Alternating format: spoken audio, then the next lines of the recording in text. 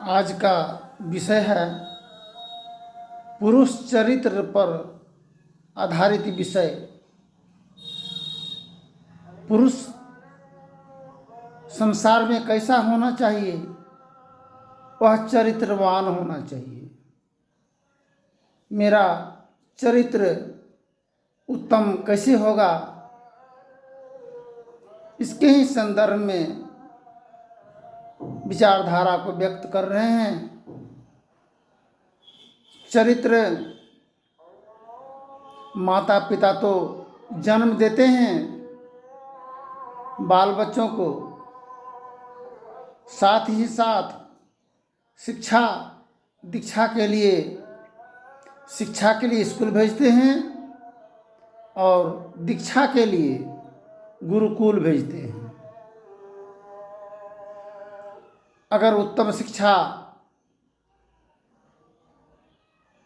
न मिले और उत्तम दीक्षा नहीं मिले तो जीवन से लाभ नहीं से वंचित रह जाएंगे। एक बार एक दृष्टांत है, कोई किराए के मकान में अगर रहता है और उसको भाड़ा किराया नहीं देने पर मकान का मालिक मांग करते हैं कि मेरा इतना दिन से किराया नहीं मिला है, किराया दो।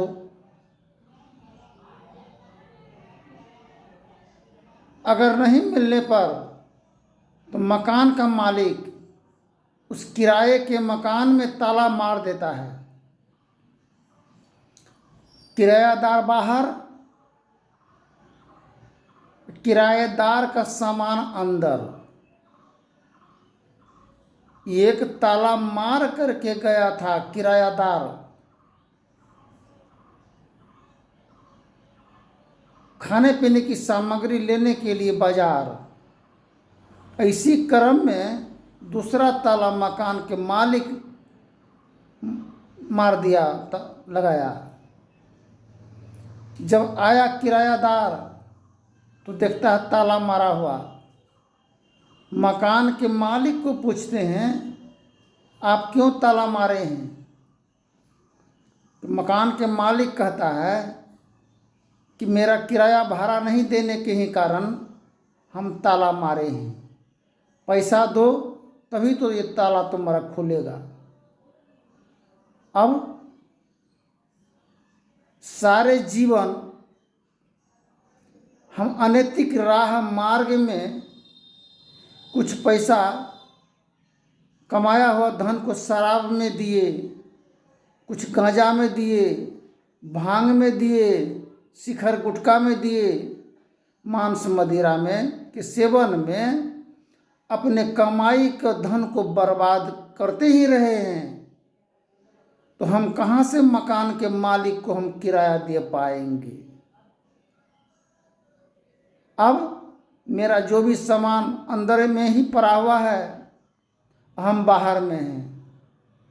इसलिए कहा, अंदर से कोई बाहर न जा सके, बाहर से कोई अंदर न आ सके। हम तुम एक कमरे में बंद हो और चाबी खो जाए। हम तुम एक कमरे में बंद हो और चाबी खो जाए। सोचो कभी ऐसा हो तो क्या हो, हम तुम एक कमरे में बंद हो। तो हम लोग अंतर हृदय के पिंजरा में हम लोग बंद हैं। पुरुष का पिंजरा है स्त्री, स्त्री का पिंजरा है पुरुष। स्त्री का नसीब पुरुष के पिंजरा में बंद है और पुरुष के नसीब स्त्री के पिंजरा में बंद है। हम लोग बंदी पड़े हुए हैं। जिस प्रकार सुग्गा को पिंजरा में रहता था सुग्गा, और राम के नाम जपता था, पिंजरा में पड़ा हुआ था। एक बार तोतापुरी जी साधु आए और बोले, सुग्गा, तुम तो नित्य प्रतिदिन राम का ही नाम ले रहे हो, अब फिर भी भव पिंजर में पड़े हुए हो। सुग्गा कहते हैं, क्या करेंगे, मेरे नसीब में तो यही है लिखा हुआ। आज़ादी से विचरण कर रहे थे, आज पिंजरा में बंद हैं। कौन निकालेगा इस पिंजरा से?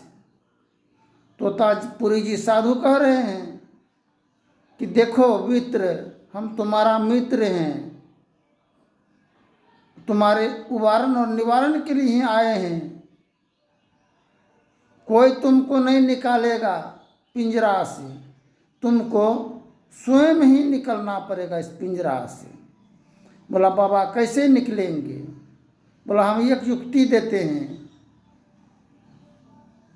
गुरु देते सतज्ञान, सुन के मिटता अज्ञान। गुरु देते सतज्ञान, सुन के मिटता अज्ञान। सुख होते महान, भजो साध गुरु ये गुरु ज्ञान। सूर्य रूप उनकी ज्योति अनूप, गुरु ज्ञान। सूर्य रूप उनकी ज्योति अनूप। उनके नाम से भ्रम तम कोप, भजो साध गुरु ये भजो साध गुरु। साध गुरु, साध गुरु ये। हम एक युक्ति देते हैं, तुम इस पिंजरा में मर जाओ। बोला, कैसे मरेंगे? बोला, ध्यान करो, ध्यान। ध्यान करते करते तुम्हारा 9 द्वार से मन ऊपर 10वें द्वार में प्रवेश कर जाएगा। ध्यानस्थ हो जाओगे, तुम मरे हुए के समान हो जाओगे, तभी तुम निकल सकते इस भव पिंजर से। तोतापुरी जी उसको गुरु मंत्र दिए और तोता ध्यान करते करते ध्यानस्थ हो गए, मृत के समान। मकान के मालिक आया, देखा सुग्गा मर गया, सोया हुआ है, मर गया। हीरा डोला करके देखा, कोई परवाह नहीं। बोला, अब तो मरिए गया, तो इसको बाहर फेंक देते हैं। बाहर फेंक दिया और सुग्गा वहाँ से उड़ करके अपना सैर करने लगे, आज़ादी मिल गया। ठीक इसी प्रकार संत सदगुरु कबीर साहब की वाणी है, मन मरा न मैं मरा, मर गया शरीर, आशा तृष्णा ना मरी, कह गए दास कबीर। हम लोग जब शिक्षा दीक्षा लेकर के विवाह शादी होता है, तब आशा करते हैं, पहले तो आशा करते हैं लड़का लड़की कि कब शादी हो जाए, हमको दूल्हा और दुल्हन से मुलाकात हो जाए। कैसा होता है दूल्हा दुल्हन का प्रेम? प्रेम को पाने के लिए दोनों का संबंध होता है, 2 पक्षों के बीच में दोनों के मिलन होने की व्यवस्था उपलब्ध किया जाता है। जब मिलन होता है तब चाह करते हैं कि एक तो बाल बच्चा कम से कम हो जाए। अब आशा लगा करके बैठे हैं कि अब एक तो बाल बच्चा हो।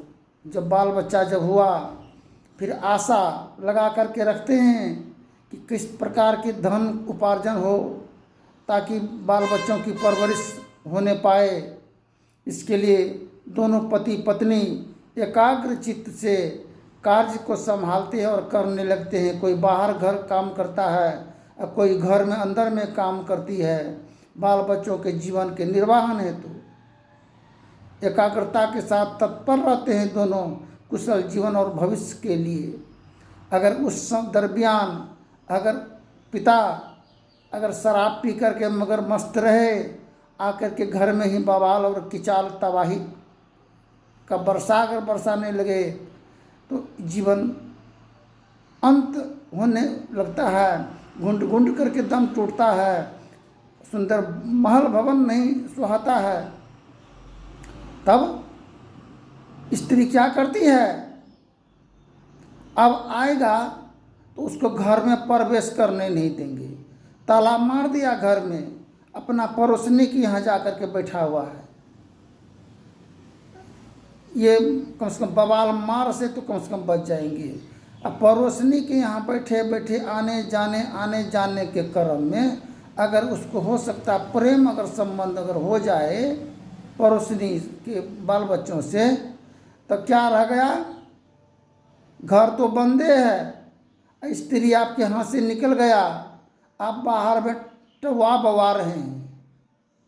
इसलिए एक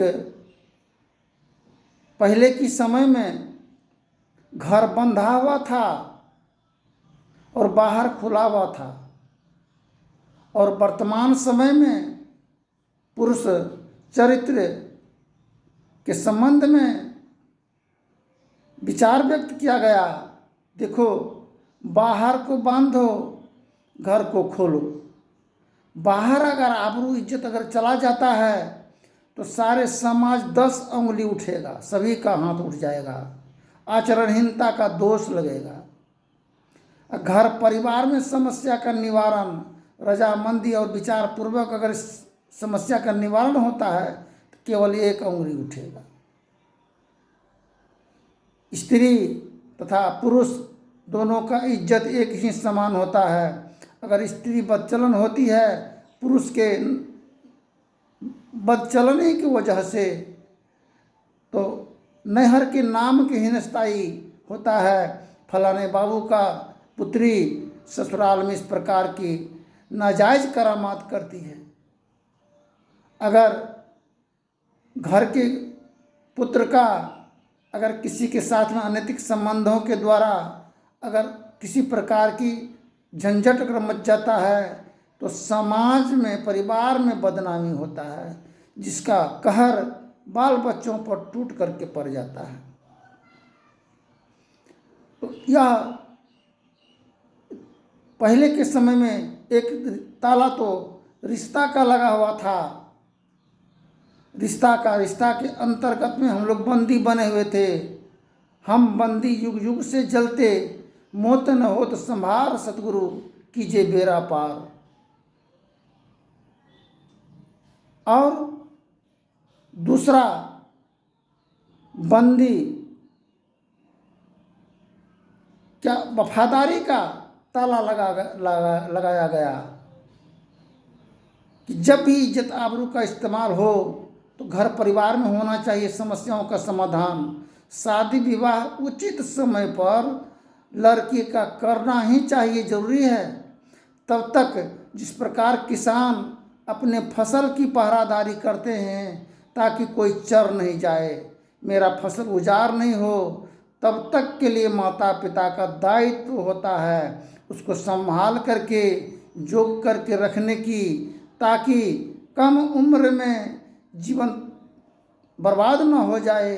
इसलिए माता पिता का दोनों का जिम्मेवारी पुत्र तथा पुत्री पर रक्षा का दायित्व भार सौंपा गया है, जिसका निर्वहन करना हम लोगों को सनातन धर्म मानव विचार के तहत यह उचित है। फिर विवाह शादी किए, हर तरह से इस प्रकार का कुछ झंझट होता ही रहता है परिवार में। उसके निवारण के लिए आपसी विचार मशवरा की ज़रूरत है। किसी स्त्री को और किसी पुरुष का हक किसी के शोषण करने का हक नहीं बनता है, पोषण करने की हक होता है। आज कोई मैयत अगर हो जाता है, हम लोग सब कोई मिल करके उसको मिट्टी देने के लिए जाते हैं, अग्निदान देने के लिए जाते हैं, दाह संस्कार के लिए जाते हैं। किंतु जब कोई बीमार पड़ जाता है, कोई निवस्त्र है, कोई हर प्रकार की लड़की का शादी है, परिवार में कोई तबाही में पड़ा हुआ है, हम लोग रोटी और कपड़ा 2 पैसा ले करके हम लोग उसको सहायता करने के लिए हम लोग नहीं जाते हैं। हम लोग यह मिट्टी जरूर देने के लिए जाते हैं। देने की जरूरत तो सर्वप्रथम है रोटी का, कपड़ा का, सहायता की। किसी का शादी नहीं हो रहा है, पैसा के अभाव में दहेज की मांग के बदौलत, तो समाज में होना चाहिए सभी के सहानुभूति के उपरांत उसको सहायता करने की ज़रूरत है। तभी तो समाज मेरा परिवार कल्याण होगा सभी का। संत सदगुरु कबीर साहब की वाणी है, निवस्त्र के वस्त्र देना चाहिए, भूखे को भोजन देना चाहिए, प्यासे को पानी देना चाहिए, कोई नियसरा है तो उसको आशा देना चाहिए, निभरोसा को भरोसा देने की ज़रूरत है हम लोगों को।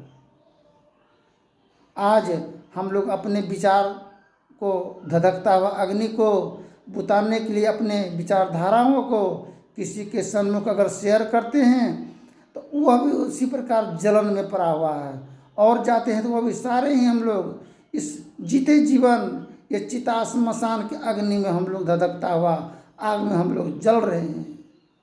कोई बच्चा अगर सर्फ को पकड़ने के लिए अगर चले जाए तो माता पिता उसको हाथ पकड़ लेंगे ताकि वो विषधर सर्फ है, उसको डंक मार देगा। ठीक इसी प्रकार माता पिता गुरुजन हम लोगों को ये संसार रूपी विष के सागर में डूबने से हम लोगों को बचाने की काज करते हैं ज्ञान के माध्यम से।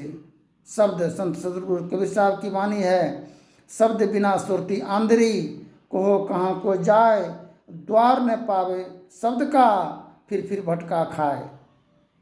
दूसरा ताला के संबंध में एक ताला तो रिश्ता का ही है ही, और दूसरा ताला अगर घर में विचार प्रेम का अगर ताला अगर लग जाए, स्वतंत्र विचार घर में अगर परिवार में अगर हो, तो स्त्री हो या पुरुष किसी को बाहर में अपने जीवन का तहस नहस और बर्बादी में नहीं पड़ेगा, और घर के परिवार के कुलीन विचारधाराओं का अंत होगा। आज हम लोग स्त्री के द्वारा मानहनन पुरुषों का किया जा रहा है, और पुरुषों के द्वारा मानहनन स्त्रियों के वो किया जा रहा है।